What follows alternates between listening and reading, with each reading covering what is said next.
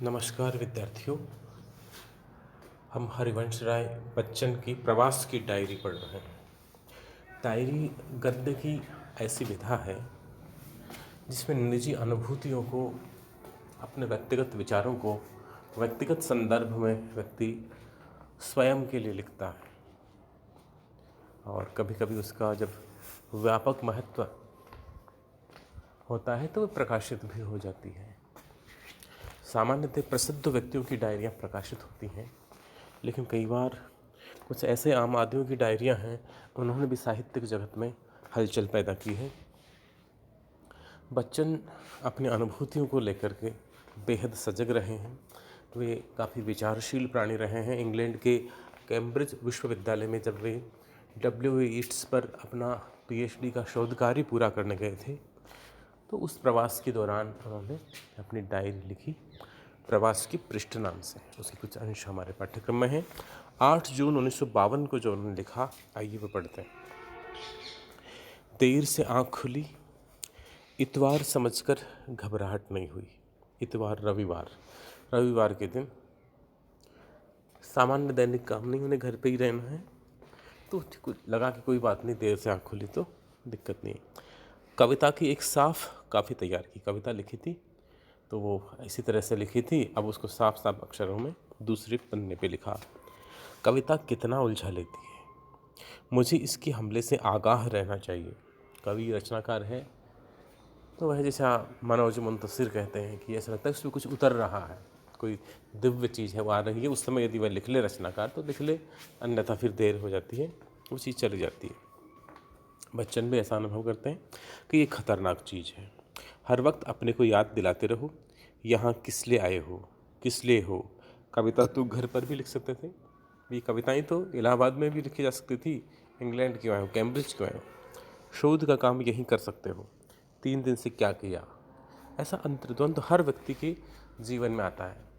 बच्चा विद्यार्थी वो सोचता है वो पढ़ना है, ये मोबाइल देखना, फिल्म देखना, ये बात करना, कुछ लिखना, मैसेज करना, ये तो कहीं भी हो सकता है, कोई भी कर सकता है, लेकिन मेरा उद्देश्य तो पढ़ना था। लेकिन कई बार कुछ चीज़ें हैं वो थोड़ा बहुत व्यक्ति को इधर उधर भटकाती हैं। बच्चन भी कविता लेखन को ऐसा ही समझते हैं। एक बार सिलसिला टूटता है तो फिर से शुरू करने में दिक्कत होती है। सिलसिला टूटने का भी एक सिलसिला चढ़ पड़ता है। बहुत अच्छी बात कही है कि हम किसी भी लक्ष्य को बनाकर उस पर काम करते हैं तो कभी कभी ऐसा होता है कि वो सिलसिला, वह तारतम्यता, वह नियमितता टूट जाती है। और जो ही 1-2 बार हमने पढ़ना छोड़ा या लिखना छोड़ा है, जो भी उद्देश्य है हमारा, उस काम से विमुख हुए, 1-2 दिन के लिए कहीं इधर उधर चले गए, तो वापस उसमें जुटना, उस लक्ष्य में जुटना बड़ा मुश्किल होता है। लंच के बाद थोड़ी देर के लिए सो गया, जैसे आज दिन को सोने से पिछली कई रातों को देर से सोने या उखड़ी उखड़ी नींद के सोने की कमी पूरी कर लूँगा। बहुत अच्छी नींद आई। कविता समाप्त करने के बाद मुझे हमेशा गहरी नींद आती है, जैसे कोई सिर पर चढ़ा भारी कर्ज उतार सोए। हरिवंश राय बच्चन ने जब आत्मकथा लिखी तो वहाँ भी उन्होंने इस चीज़ की चर्चा की है। यहाँ जैसे वो लिख रहे हैं कि कविता लिखने के बाद मुझे ऐसी गहरी नींद आती है जैसे कोई बड़ा भारी सिर पे कर्ज हो, और कर्ज उतर जाता है तो व्यक्ति चिंता मुक्त होकर सोता है। उसी तरह कविता लिख के मैं सोता हूँ। अपनी आत्मकथा में भी लिखते हैं कि कवि को कविता लिख करके और उसी प्रकार की तृप्ति और आनंद की अनुभूति होती है जैसे माँ को प्रसव के बाद शिशु को जन्म देकर होती है।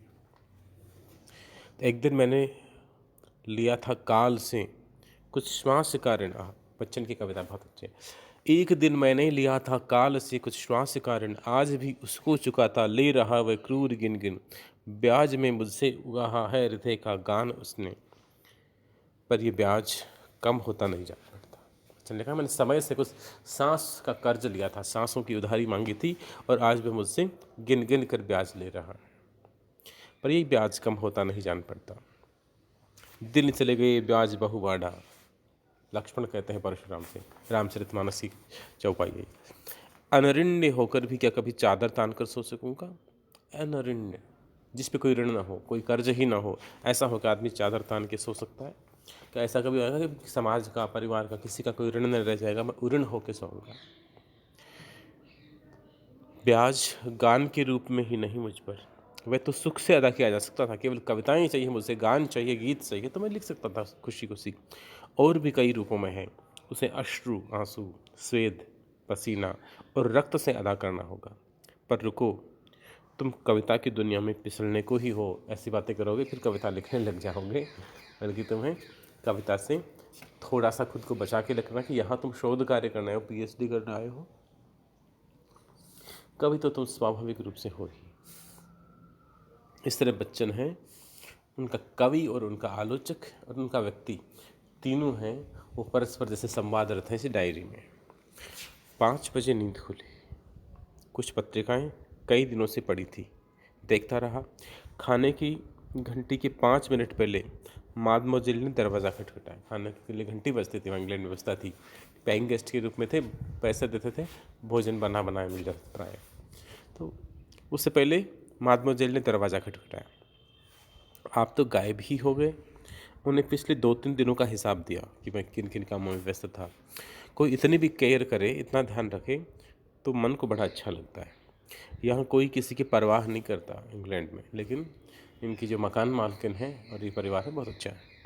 हर आदमी एक बड़े अजीब ढंग से अकेला है, पर अकेलेपन के खिलाफ किसी के मुंह पर शिकायत नहीं है।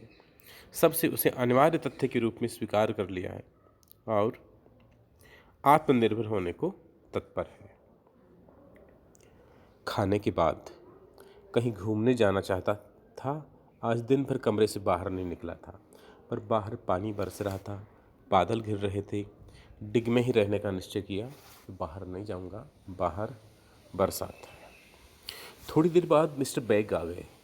हमारी यूनिवर्सिटी के विद्यार्थी थे, अंग्रेजी और फारसी में एमए किया था और लॉ भी किया था। लॉ कानून की पढ़ाई भी उन्होंने की। उस दौर में स्वतंत्रता से पूर्व और थोड़ा सा बाद तक भी इंग्लैंड से लॉ की पढ़ाई, कानून की पढ़ाई का बड़ा चलन था। बाहर से तो बहुत सारे लोग गए जो बैरिस्टर होकर आए, वकील होकर आए, चाहे वो मोहम्मद अली जिन्ना हो, गांधी जी हों, नेहरू जी हों, अन्य बहुत सारे।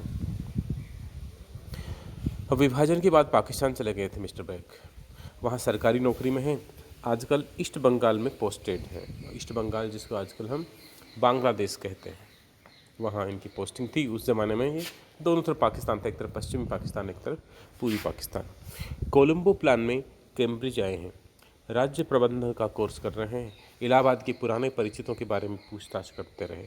वे चाहते थे कि उनके साथ किसी बार या सैलून में चलकर कुछ पीऊँ। बार वही मदिरालय है, शराब जहाँ मिलती है, वहाँ जाके और उनके साथ कोई शराब वराब पी ले, ऐसी बैग की इच्छा थी। मैंने अपनी मजबूरी बताकर उनसे माफ़ी चाही। पेरिस होकर आए थे, फ्रांस की राजधानी है पेरिस। पेरिस घूम के आए थे। पेरिस की बहुत तारीफ़ कर रहे थे। वहाँ की इमारतों, मूर्तियों में जो उच्च कोटि की कला है वह लंदन में नहीं है। फैशन की दुनिया में, कला की दुनिया में, आधुनिकता की दुनिया में पेरिस का बड़ा नाम है तब से अब तक। वहाँ की आर्ट गैलरी के आगे लंदन की आर्ट गैलरी बहुत पुअर है, बहुत कमज़ोर है। पुअर वैसे गरीब होता है, मतलब हीन है, तुच्छ है। जीवन का प्रवाह फ्रांस में इंग्लैंड की तुलना में अधिक मुक्त है। इंग्लैंड के बजाय ज़िंदगी का बहाव फ्रांस में ज़्यादा है। वे करीब 1-1.5 घंटे बैठे रहे। गए तो मादमोजेल की विजिट रिटर्न करने के लिए मैं उनके कमरे में गया। ये वो मादमोजेल आई थी तो उनसे ठीक से बात नहीं कर पाया, तो वापस वहाँ बच्चन वहाँ उनके कमरे में जाते। कुछ देर बैठा, कॉफ़ी पी। मैं ज़्यादा देर बैठना चाहता था, दिन को सोया था, जल्दी तो नींद आने वाली नहीं थी, पर उनकी मेज़ पर कुछ काम फैला था। कमरे में आकर मैंने कोलानेड के से इट्स पर एक लेख पढ़ा। इट्स जिन पे पीएचडी करनी थी इनको, इस इट्स की कविताओं पर उन पर एक लेख पढ़ते हैं और नोट्स भी लिए। इस तरह से उस दिन की डायरी पूरी करते हैं बच्चे। शेष 25 जून को क्या लिखते हैं वह हम अगले ऑनलाइन क्लास में पढ़ेंगे। धन्यवाद।